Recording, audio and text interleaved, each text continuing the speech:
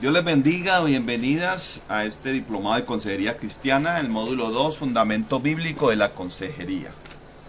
Vamos a iniciar en esta hora repasando un poquito las preguntas del foro. Teníamos dos preguntas propuestas y la primera era: ¿cree usted que son suficientes las escrituras para ayudarnos a enfrentar los problemas de la vida, para lograr una vida plena y bienaventurada, una vida que agrade a Dios, y por qué? Resalto la palabra suficiente. Aquí la palabra suficiente pues nos está hablando que es única, que ella sola alcanza. Cuando nosotros hablamos de suficiente, por ejemplo, diferente a lo que es cantidad.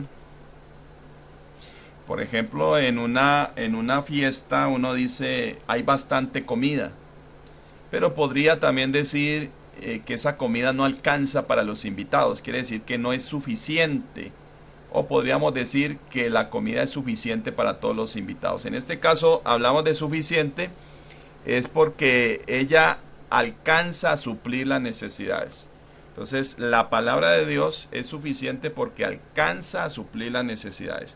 También hablamos de suficiente, lo que se define suficiente, por ejemplo, un empleado que presenta su hoja de vida, la estudia la empresa y la empresa dice esta hoja de vida o esta persona es suficiente para el cargo que necesitamos en la empresa. Quiere decir que esa persona cumple con los requisitos que se necesitan en la empresa. Y una persona también se habla de suficiente cuando una persona se cree suficiente, por ejemplo, que ella cree que es irreemplazable, cree que si esa persona no está, nadie podría hacer un mejor trabajo que ella. Entonces se dice que esa persona se cree suficiente. Entonces, en esos tres aspectos, la Biblia está cumpliendo lo que es la definición de ser suficiente. Es decir, que ella suple las necesidades. Número dos, que ella es única, o sea, es la única que puede ayudar al ser humano, ¿sí? Nadie más lo puede hacer mejor que la Escritura. Y número tres, cuando hablamos de que es suficiente, que decir que cumple los requisitos para hacer algo. En este caso, las Sagradas Escrituras cumplen ese requisito para ayudar al ser humano en todas sus necesidades espirituales del alma. La segunda pregunta: ¿cree usted que son necesarias y útiles otras ciencias o disciplinas para lograr los anteriores objetivos? Y justifique su respuesta. Bueno, estas dos preguntas tenían su cascarita. Cuando usted ve la pregunta número 2, ¿cree usted que son necesarias y útiles pues otras ciencias o disciplinas? Si la pregunta fuera hasta allí, pues no tendríamos ningún problema, porque indiscutiblemente las ciencias, otras disciplinas fuera de la teología o de la Biblia, son necesarias, las hemos necesitado, nos han facilitado la vida. La verdad, muchos descubrimientos científicos pues han prevenido muchas enfermedades, ha venido la aparición de muchas de muchas medicinas que han ayudado a aliviar los problemas del organismo, del cuerpo humano y aún hasta de los animales a través de la medicina. Entonces la pregunta no es si son necesarias o útiles, sino, note la pregunta allí es si son necesarias o útiles para lograr los objetivos anteriores. Y en ese caso, si usted responde la primera que sí, que la mayoría de ustedes respondió que sí, solamente como 2 o 3 hermanas dijeron no son suficientes, pero vamos a mirar precisamente para eso es este estudio, para poder aprender y mirar a través de la Biblia lo que tiene que ver con la suficiencia de las Escrituras. Entonces, si usted la primera respondió que sí, no podría responder a la segunda que sí también, porque sería contradictorio que usted a la primera pregunta respondiera sí y a la segunda respondiera sí, porque se estaría contradiciendo. Si la Biblia es suficiente, si solo ella es necesaria y útil ser humano, que es lo que significa la palabra suficiente, que nadie puede hacer el mejor trabajo que ella, ¿sí? Que ella suple todas las necesidades, entonces quiere decir que no necesitamos nada más, que si nada más existiera, solo con las Sagradas Escrituras podemos solucionar los problemas del ser humano para lograr una vida que plena, una vida bienaventurada, una vida que agrade a Dios. Bueno, vamos a mirar el día de hoy en esta clase, bueno, cuáles son los peligros de ignorar la suficiencia bíblica, cuál es el alcance de la suficiencia de las Escrituras, porque vamos a mirar que hay un límite en esa suficiencia de las Escrituras. También vamos a mirar lo que nos dice la Biblia, es decir, la evidencia interna, lo que nos va a decir la Biblia acerca de las Escrituras como suficiente para la salvación, para la vida. Y el propósito bíblico de la consejería cristiana, ¿cuál es? Y por último vamos a mirar, a descubrir cómo la teología fue la primera ciencia que existió desde que existe el ser humano. Bueno, vamos a entrar en materia con este texto bíblico que habla en 2 Timoteo, el capítulo 3 y el versículo 16, porque no tenemos ninguna discusión. Es un texto que la mayoría de ustedes en el foro citaron en respuesta a la primera pregunta, y es que ciertamente este texto es indiscutiblemente uno de los que más nos sirve de apoyo para creer por qué la Biblia es suficiente para el ser humano, para cristiano. Y todos nosotros como cristianos que hemos nacido de nuevo, los que pues hemos experimentado ese poder transformador de la obra redentora de Cristo y de su palabra, estamos convencidos de que la Biblia es la palabra de Dios. Eso no hay discusión, y este texto nos lo dice, que toda la escritura es inspirada por Dios. Aquí está en una versión en traducción en lenguaje actual. Todo lo que está escrito en la Biblia es el mensaje de Dios y es útil para enseñar a la gente, para ayudarla y corregirla y para mostrarle cómo debe vivir. De este modo los servidores de Dios estarán completamente entrenados para hacer el bien. Entonces este texto es muy conocido para nosotros, lo usamos para evangelizar, lo usamos para enseñarle a los niños la palabra de Dios, lo usamos en la refam, en el discipulado. Bueno, pero también tenemos otro texto, también muy conocido, ustedes algunas lo citaron para apoyar la creencia de que la Biblia es suficiente, o la suficiencia de las Escrituras, ¿sí? Entonces nosotros sabemos aquí, hay dos palabras claves, viva y eficaz, es decir, que es eficaz. ¿Qué es algo eficaz? De pronto hay dos palabras muy parecidas, eficiente y eficaz. Se habla que una persona es eficiente cuando hace un trabajo bien hecho, pero alguien es eficaz cuando ese trabajo lo hace utilizando menos recursos y utilizando menos tiempo. Hace el mismo trabajo, pero utilizando menos recursos y menos tiempo. En este caso la Biblia es eficaz. Ella no necesita métodos, no necesita mucho tiempo para transformar al ser humano. Ella puede obrar en la vida de una persona en cuestión de segundos. La palabra de Dios puede transformar al ser humano, y eso lo hemos experimentado nosotros mismos, lo podemos ver a través de la palabra de Dios. Entonces la palabra de Dios es viva, es eficaz, y note lo que dice ese texto. Dice que penetra hasta partir el alma y el espíritu, las coyunturas, los tuétanos, discierne los pensamientos y las intenciones del corazón. ¿Qué nos está hablando allí? Nos está hablando de los problemas del alma, del espíritu, del control de nuestros pensamientos. Nos está hablando de las intenciones del corazón. Todo esto es el tema que trata la Biblia, donde penetra, hasta donde penetra. Las escrituras pueden penetrar hasta las áreas del alma insondables para la capacidad humana y revelar cosas que nunca la sabiduría humana podrá hacer. ¿Sí? Entonces nos revela pues este texto el poder que tiene la palabra de Dios para obrar en el hombre. Note que el texto está hablando del hombre como un ser integral, alma, cuerpo y espíritu, involucra todo, involucra aún los pensamientos, el corazón, es decir, lo físico y lo espiritual, sus emociones, sus deseos, su moral, su relación con Dios. y hasta lo más íntimo de sus pensamientos. Entonces el tema de discusión no es si creemos en la Biblia, sino que si creemos que solo la Biblia es suficiente. Y aquí es donde viene otra pregunta, porque si nosotros no creemos que la Biblia, solamente la Biblia nos basta, que solamente la Biblia es suficiente, entonces estaríamos negando también que Cristo es suficiente, ¿sí? Que necesitamos algo más de Cristo, algo más que la palabra, que Cristo no alcanza, que su palabra no alcanza, y necesitamos algo más. Entonces, esto tenemos que tenerlo muy claro antes de dar consejería cristiana, consejería bíblica, ¿sí? Porque el tema en cuestión es si creemos que solo la Biblia es suficiente y que solamente podemos confiar en Cristo y lo que Él ha dicho en su palabra, o si necesitamos algo más, ¿sí? Entonces vamos a mirar los peligros que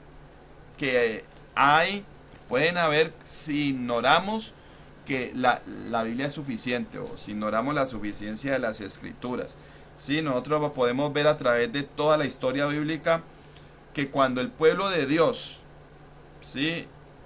Ignoró estas cosas, vinieron problemas. Y el pueblo de Dios ha necesitado, lo que siempre ha necesitado hacer, es confiar únicamente en Dios y su palabra, y cuando no lo ha hecho, sus consecuencias han sido devastadoras. Tenemos el ejemplo de Adán y Eva. Miren el pecado que cometió Adán y Eva. ¿Cuál fue? No confiar en Dios y en la palabra que Él había dicho. No comeréis del árbol, del fruto del árbol de la ciencia del bien y del mal. Porque el día que comieres moriréis. Pero ellos, y específicamente la serpiente, tienta a Eva y le dice: no moriréis. Con que Dios les dijo eso es mentira. Trató el diablo a Dios de mentiroso y le dijo: eso no es verdad. Dios sabe que el día que ustedes coman de ese fruto no morirán, sino que serán semejantes a Dios. Entonces ellos ya no confiaron en la palabra, ya no creyeron que la palabra de Dios era suficiente y trataron de buscar otras cosas donde poder encontrar sabiduría, ¿sí? ¿Y qué vino?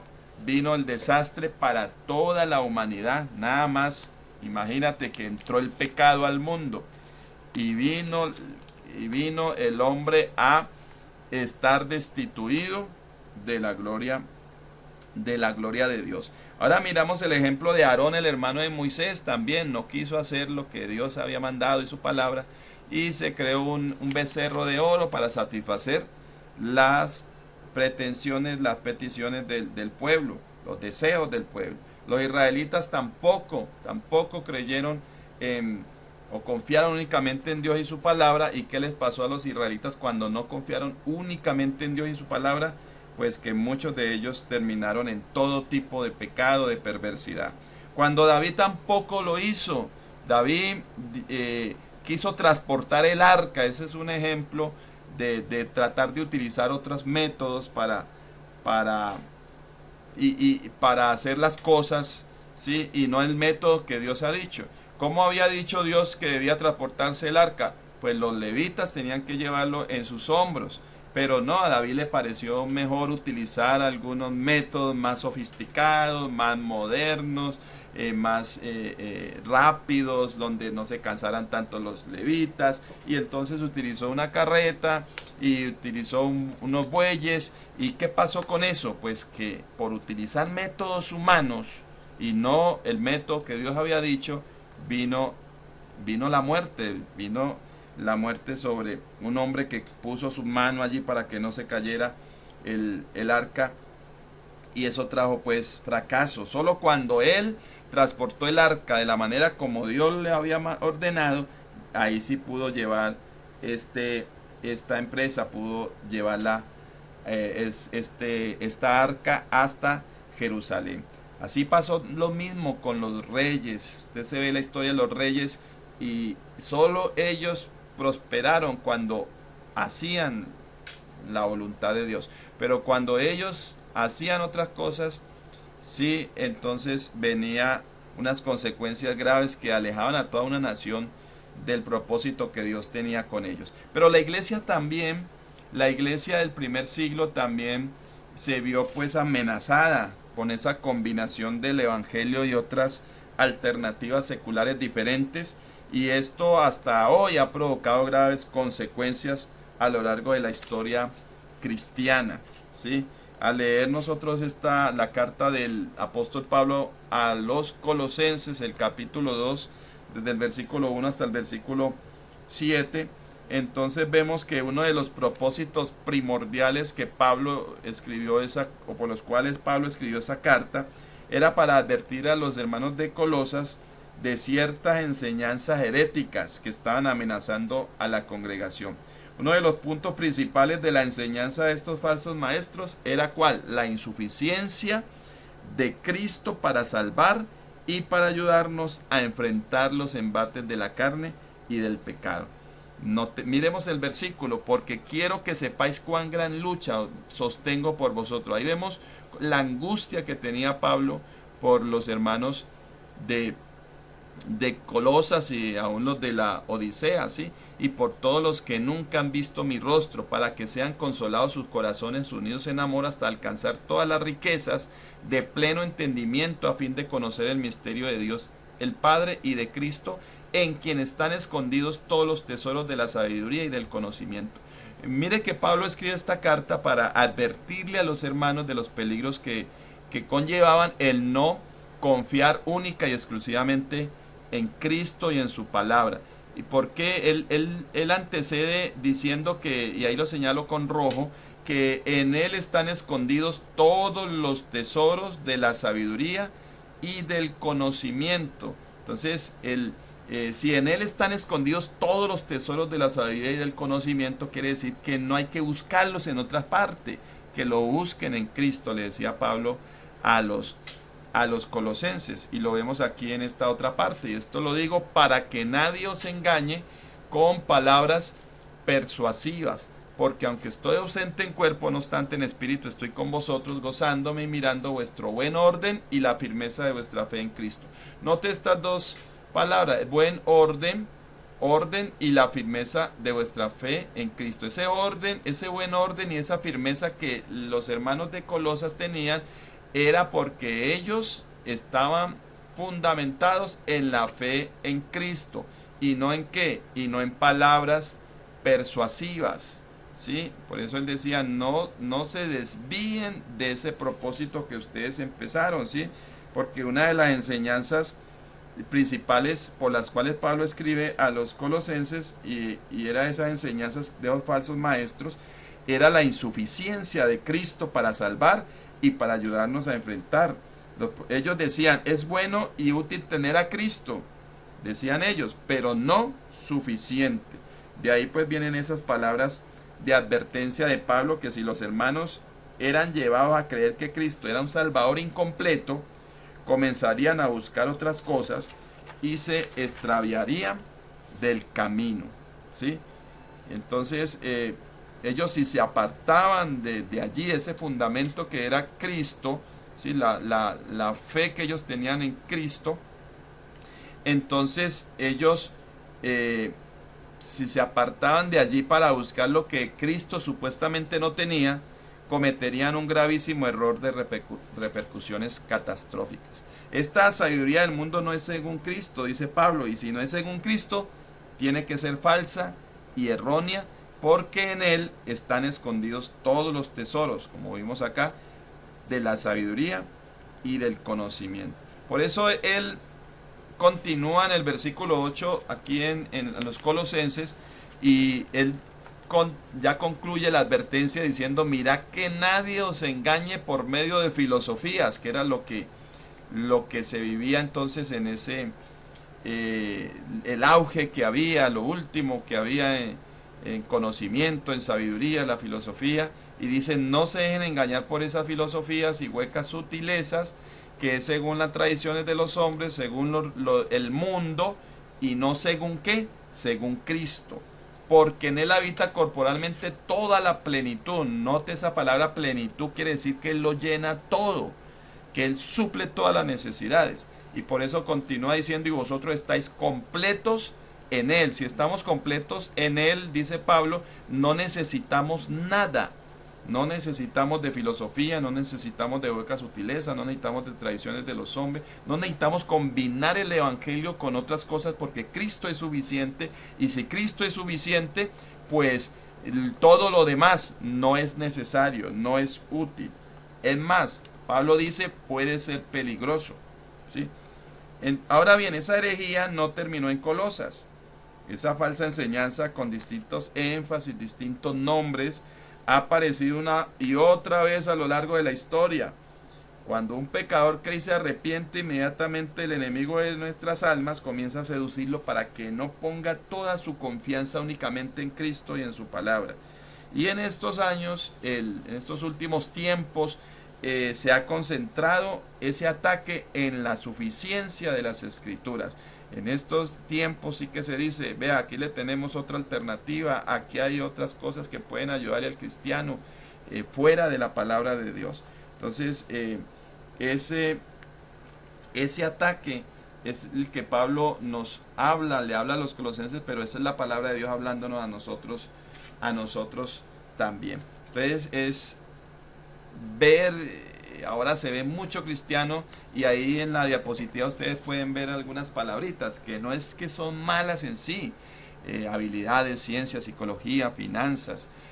¿Cuánto hemos necesitado de esto? Las habilidades, ¿cierto? Para poder desempeñar algunas funciones, en una empresa, para poder montar un negocio. Bueno, cuántas habilidades, talentos que se tienen para poder generar recursos. La ciencia no es mala en sí, o sea, nada de esto es malo. La ciencia ha ayudado mucho, como lo dije anteriormente, ¿cierto? A través de esos descubrimientos científicos, a través de todos los inventos, a través de todo el conocimiento, nos ha ayudado a muchas cosas. Las finanzas, ¿qué haremos nosotros si no podemos manejar bien las finanzas? Sin el dinero se necesita para poder tener las cosas, para poder suplir nuestras necesidades físicas. Y la psicología también, que psicología pues está hablando en su etimología psique, que significa alma, y logos, que significa estudio del alma, significaría allí como literalmente, pero en realidad la psicología no puede estudiar el alma, porque el alma fue creada por Dios, y por lo tanto nadie puede entender mejor el alma sino Dios, y a través de su palabra Él da la respuesta a todas las necesidades del alma y del espíritu. Pero la psicología más bien estudia el comportamiento humano. Es más, fundamentos de la psicología, muchos psicólogos y seculares ni siquiera creen que exista el alma. Entonces es contradictorio esto, pero sí estudia el comportamiento humano y ha servido en muchas áreas. La psicología puede servir en muchas áreas que luego la podemos mirar. Pero en sí esto no es que sea malo, sino que esto no sirve, no es necesario, no es útil para resolver los problemas del alma y del espíritu, porque esa autoridad, ese poder solo lo tiene Cristo a través de su palabra, que es lo que vimos entonces en el pasaje anterior de Colosenses 2, del 1 hasta el versículo 10. Entonces, hermanos, que el Señor nos ayude, porque muchos están poniendo más sus finanzas, sus habilidades, la ciencia, la psicología, la sociología, están confiando más en esto que en la misma palabra de Dios. Que Dios nos ayude a nosotros a mantenernos aferrados a su palabra, ¿sí? Y no apartarnos de ella ni a derecha ni a izquierda.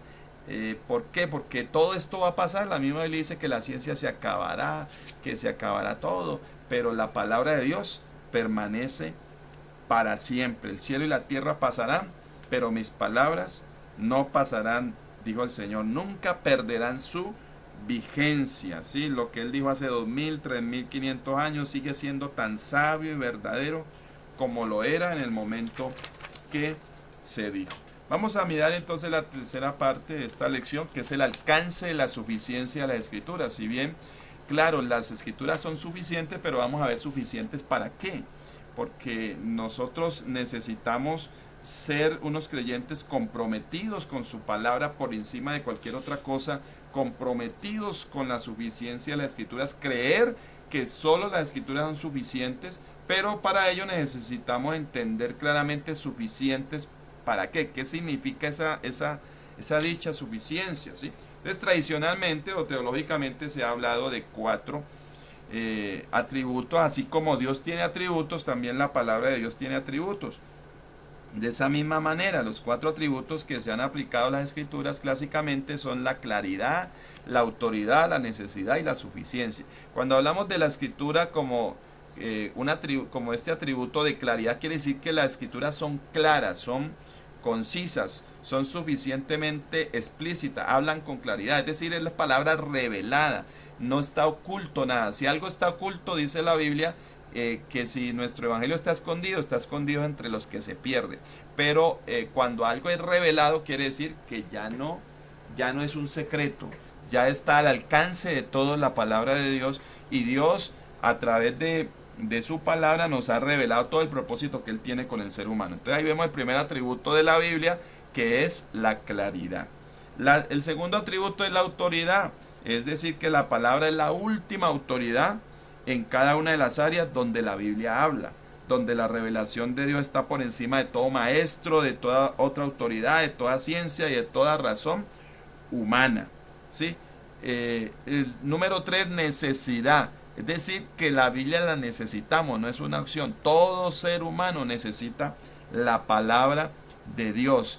Jesús dijo, Mateo 4:4, no solo de pan vivirá el hombre, sino de toda palabra que sale de la boca de Dios. Entonces es algo que no es una opción. El hombre necesita para crecer en santidad, para saber cómo adorar a Dios, para saber cómo vivir, ¿sí? Es la revelación de Dios, mire, en la creación, porque antes los hombres cuando no tenían la palabra escrita, ellos creían en Dios por lo que Dios, por la misma creación, los cielos cuentan la gloria de Dios, el firmamento anuncia la obra de sus manos, pero no es suficiente la creación, sino que es necesaria la palabra de Dios en nuestras vidas.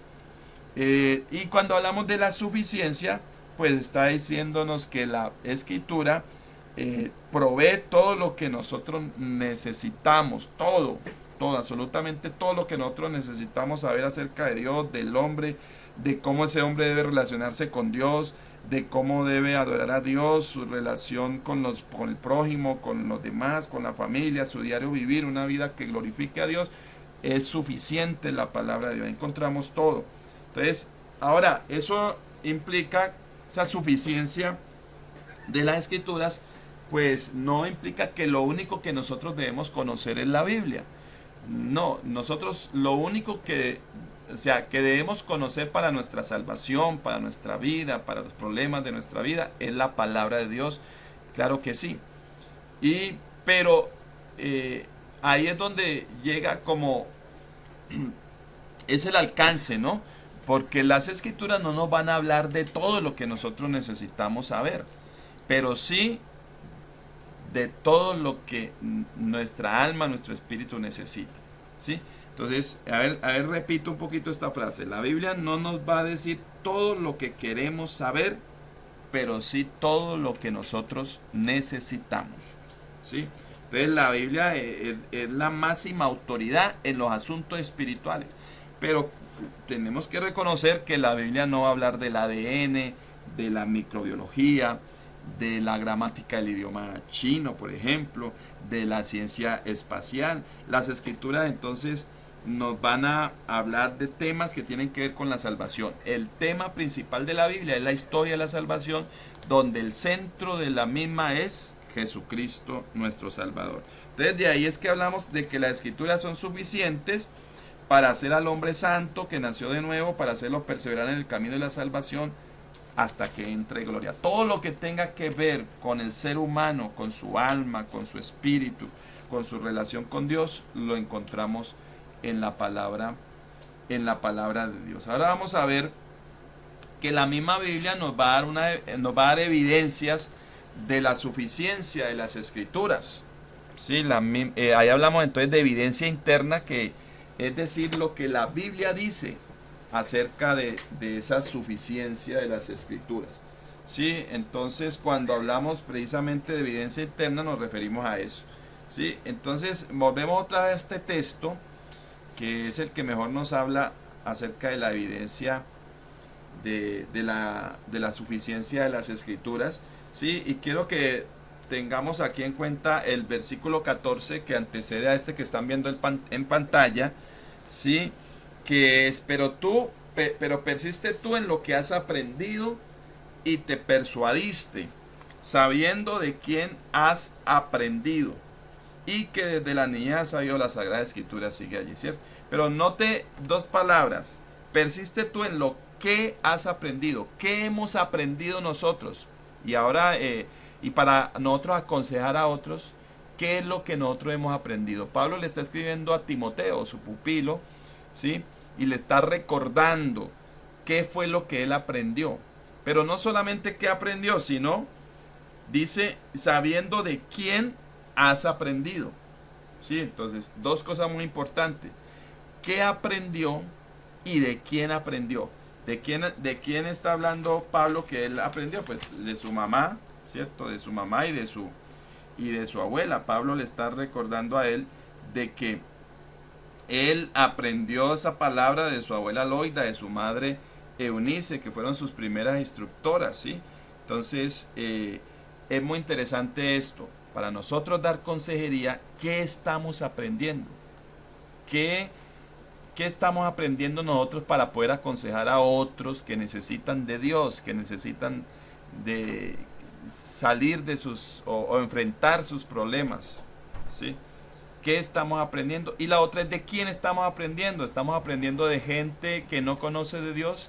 Estamos aprendiendo de gente inconversa, métodos, estrategias para poder ayudar a otros en sus necesidades del alma y el espíritu. O estamos aprendiendo de Dios, de gente que tiene a Dios, que ha nacido de nuevo. Entonces note cómo este texto bíblico nos va a ayudar mucho. Pablo nos enseña que son suficientes las escrituras para el camino de la salvación y la santificación. La vida cristiana pues comienza por fe, y muchos de los problemas que encontramos nosotros en esta consejería pastoral cuando vienen a pedirnos consejos, muchos de esos problemas se originan por la falta de fe, por una fe débil, por una fe herida.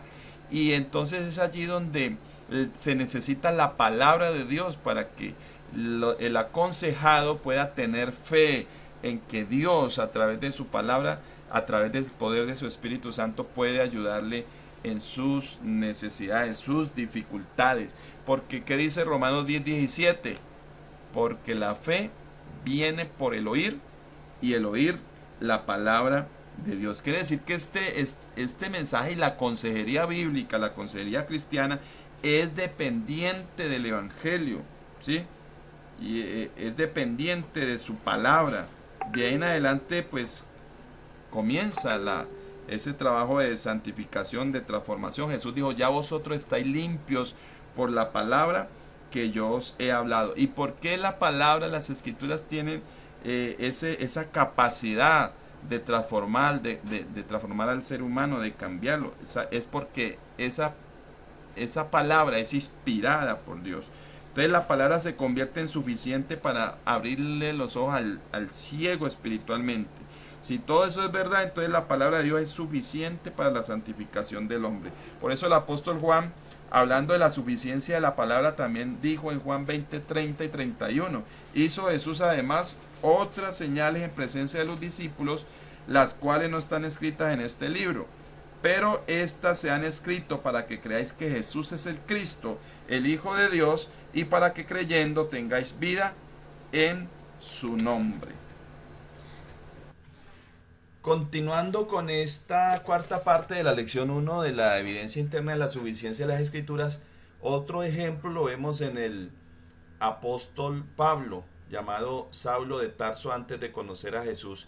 Y vemos cómo en una sola conversación con Saulo, Jesús demolió todas las creencias que lo habían convertido en un fiel perseguidor de la iglesia. y lo llevó a ser un fiel proclamador del Evangelio. Entonces, aquí Pablo no necesitó ninguna otra instrucción para completar lo que la palabra enseña y saber cómo vivir. Un solo encuentro con Jesús, con la palabra de Dios, cambió totalmente los argumentos del apóstol Pablo. Esto nos da una evidencia interna de la Biblia de que la palabra de Dios es suficiente. Ahora es necesario aclarar que la palabra de Dios, sin la acción del Espíritu Santo, no es suficiente.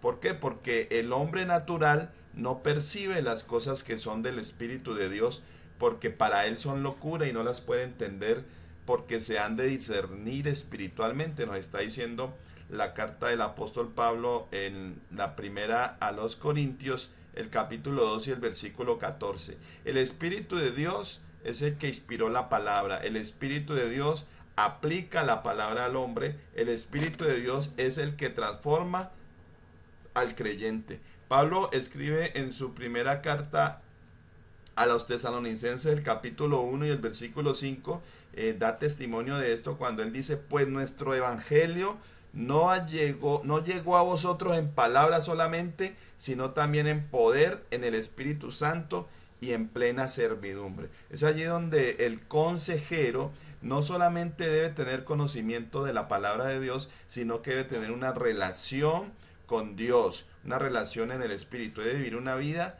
en el Espíritu, para que esa palabra que el consejero le habla a una persona que está necesitando consejo, que está necesitando de Dios, esa palabra de Dios no solamente sean palabras, sino que esté acompañada de la unción de Dios. Eso es indiscutible. Necesitamos al Espíritu Santo en nuestras vidas, porque el Espíritu Santo es el que nos enseña todas las cosas, es el que nos guía a toda verdad.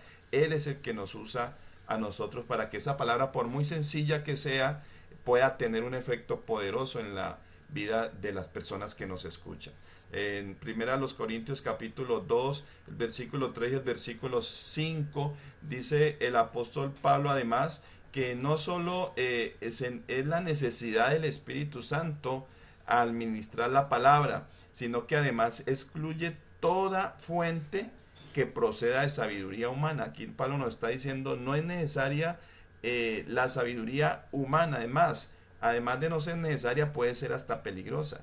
Entonces, cuando Pablo dice en su primera carta a los Corintios, el capítulo 2 y el versículo 3 al 5, dice: y estuve entre vosotros con debilidad y mucho temor y temblor, y ni mi palabra ni mi predicación fue con palabras persuasivas de humana sabiduría, sino con demostración del Espíritu y de poder, para que vuestra fe no esté fundada en la sabiduría de los hombres, sino en el poder de Dios.